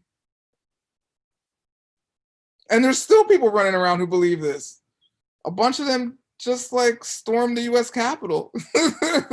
Like, literally. I'm not making this up. You can't make this stuff up. It's ridiculous. Like, what your society believes is not necessarily right. It's also not necessarily wrong, by the way. All right? So just because your society believes it doesn't mean it's wrong either, you know? If it hurts people, it's wrong, okay? If it helps people, it's right. And I know on the level of policy, it gets very complicated. I get it. I don't envy politicians, and it's a hard job. I'm just saying, as general principle. All right. But classically, the 2 wrong views are not believing in karma and not believing in past and future lives. All right, boom, here we go. 28. Ooh, that might be it. Oh, I had an answer to somebody's question. Yeah, wrong view for the 5 wrong views in the list of the 6 primary mental afflictions. Just wrong view as part of those 5 could be, yeah, the classic wrong views, like not believing in karma and not believing in past and future lives. Boom, there's an answer. And then ignorance, Aldo's question, which I thought about, Aldo. You know, on the Wheel of Life, they don't, you know, the 3 animals, you know, the pig, the snake, and what they put as a rooster nowadays, but used to be a pigeon back in the day. The middle one is ignorance. They don't translate it as marikpa in the middle. They translate it as a timuk, which means some kind of like dullness or like stupidity. And essentially, I think it does come down to like the ignorance because it is the root of the whole problem. But they translate it as a different word. So I don't know if it's a different thing. I don't think it is, but It's at least a different word. Okay, hopefully that helps. Probably doesn't. Anyway, here are the 10 qualities a teacher should have. I don't have any of them, so you guys shouldn't be listening to me. 1, controlled, okay? Keeps ethics. Yeah, I'm not your guy. 2, peaceful. Basically, can meditate well. Ooh. 3, completely peaceful. Has some understanding of wisdom. Hopefully, like, I've heard it said that you want someone who's on at least the second path, which is Jorlam in Tibetan, which means they have a high intellectual understanding of emptiness, at least. Preferably you get an Arya, okay? Preferably just hang out with Geshe-la, okay? But to get your homework done, that's fine, hang out with me. 4, with exceeding qualities. I just put together the final review. I don't have exceeding qualities, okay? But generally, if you want a good teacher, find someone who's better than you at the thing you want to learn. Meaning, I mean, if Hero wanted to learn Tai Chi or something, he could ask me and I would be like, all right, I'll teach you some Tai Chi. But then if I wanted to learn Jiu-Jitsu, I'd be like, okay, Hero, you teach me Jiu-Jitsu. Because Hero's better at Jiu-Jitsu than I am, and I'm better at Tai Chi than Hero is, right? So just because someone's your teacher in one thing doesn't mean they can't be your student in another, for instance. And then there's some people that are just so beyond you that you can't teach them anything. And get a llama like that, okay? It's easier. 5, having effort. This means they work really hard for bodhicitta. Like they just work really hard, not only for themselves to get enlightened, but also because they want to see you get enlightened. And I do want to see you guys get enlightened, but I don't work hard at it. Okay, 6, rich in scripture. They know what they're talking about, basically, but specifically from the books. 7, with deep realization of suchness. Hopefully, ideally, they've seen emptiness directly. 8, they're a master teacher, meaning they teach to your level.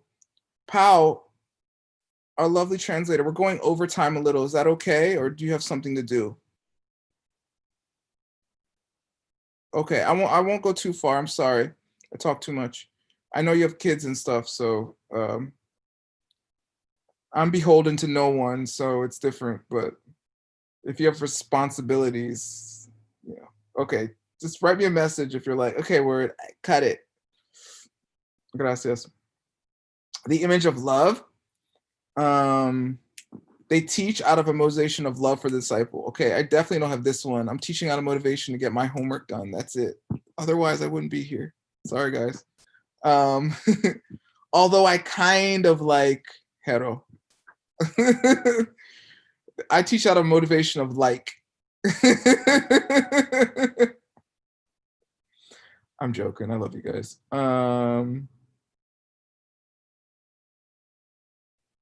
I made Aldo laugh. Perfect. 10, overcomes all distaste, never tires of teaching.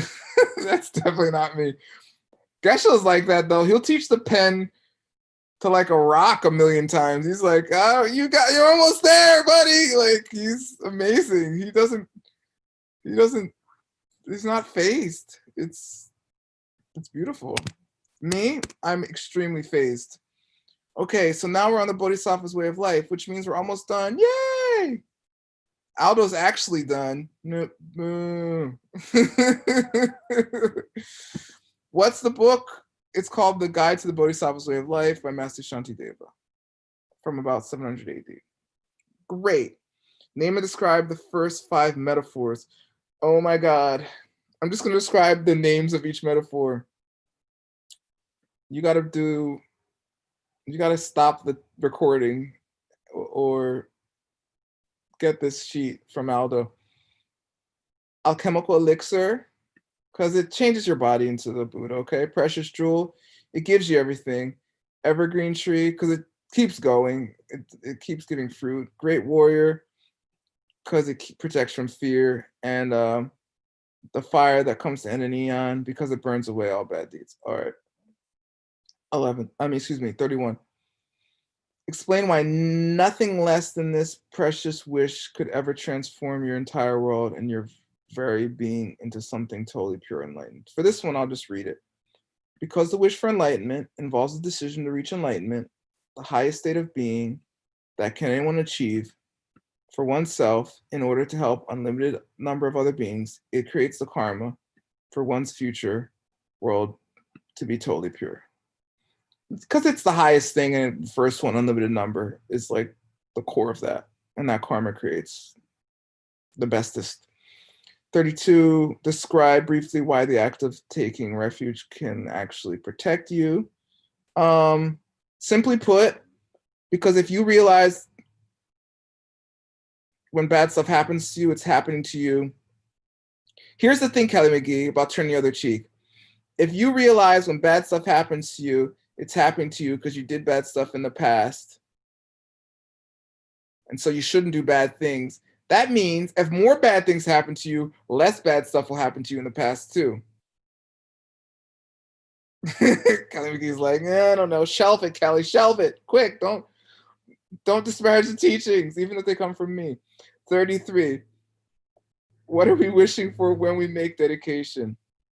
We're basically wishing that everyone could be enlightened and get everything they ever wanted. But here's a longer answer. You should read it. I'm going faster because my translator has children. 34. Give the short version of the standard definition of a mental affliction.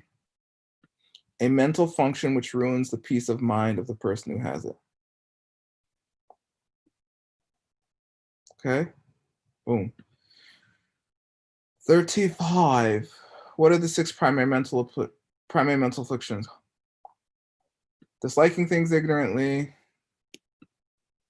disliking things ignorantly, pride, ignorance, doubt,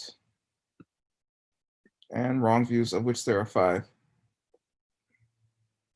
The 5 are regular wrong views, thinking that your wrong views are better than others, thinking that your austerities are going to get you someplace that they can't, thinking that either extreme is in fact the correct view, and thinking that your body and your parts, which is your stuff, is self-existently existing. Yay, I did it. Okay, 36.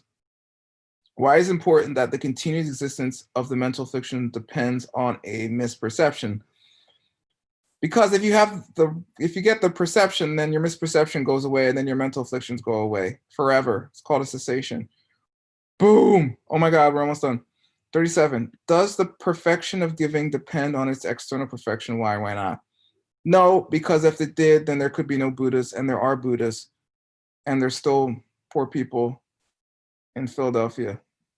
Okay, it depends on the willingness to give, which is also expressed to the ultimate of one's current ability.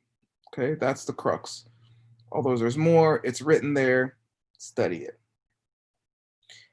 And almost done. Did we lose Hero? Hero's like, I've had enough. They had better things to do. They're going to the park and renting one of those cool bikes. Fine, Hero. I'm going to make fun of you for the rest of class. 38, the last one. Explain the reasoning behind the ordering of the 6 perfections. Not being concerned with... Wait a second. Is this the last one? Uh-oh. Hold on, I have to check something. Sorry.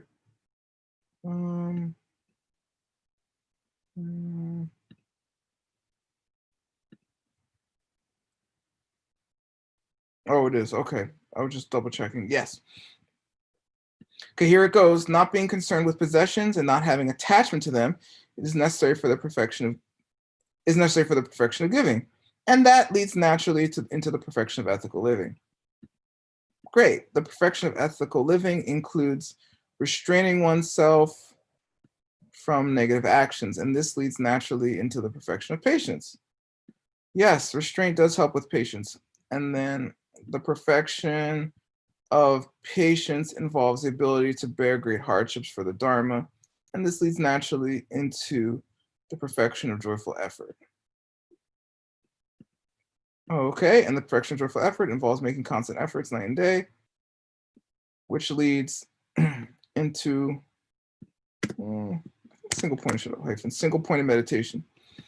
The perfection of meditation involves reaching a point where the body and mind are well trained for meditation, which leads to the wisdom which realizes perfectly the true nature of all objects. Yay!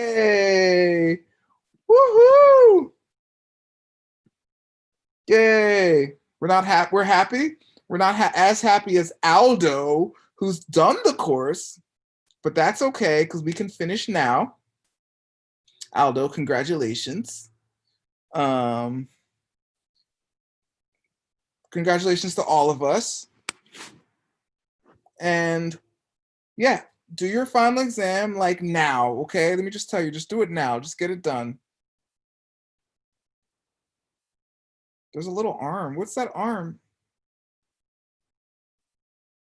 Is that a child? Yeah, they're just see the children are coming now. Okay. I just saw it. I'm like, ah, an arm. Okay, it's attached to something. That's fine. All right, let's do a mandala. We lost our mandala singer because he was like, it's Sunday. I got better things to do.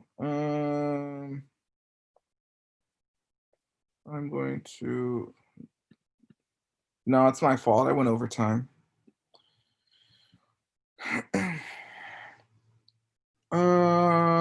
Who wants to do the last mandala for course 17? Okay, well, Aldo can't. Kelly, you have to. Okay.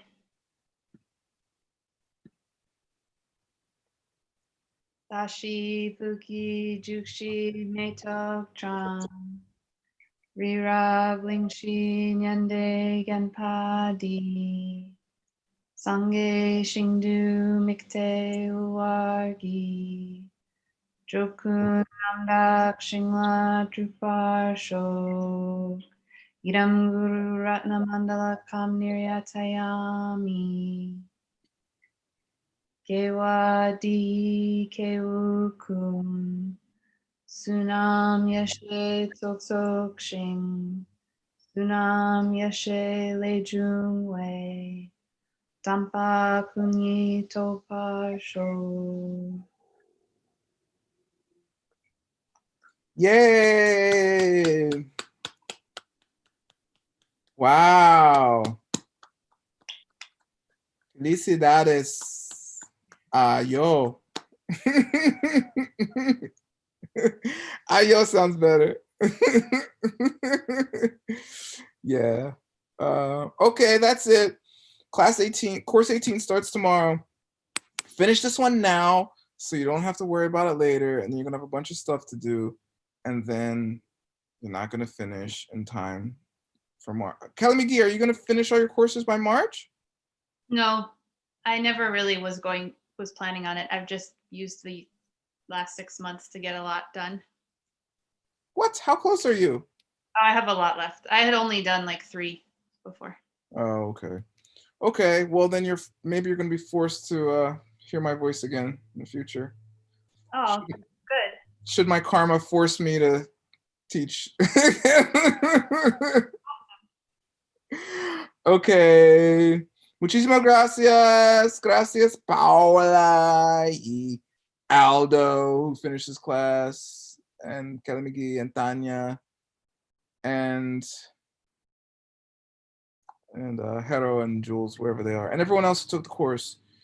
Hasta mañana para curso 18.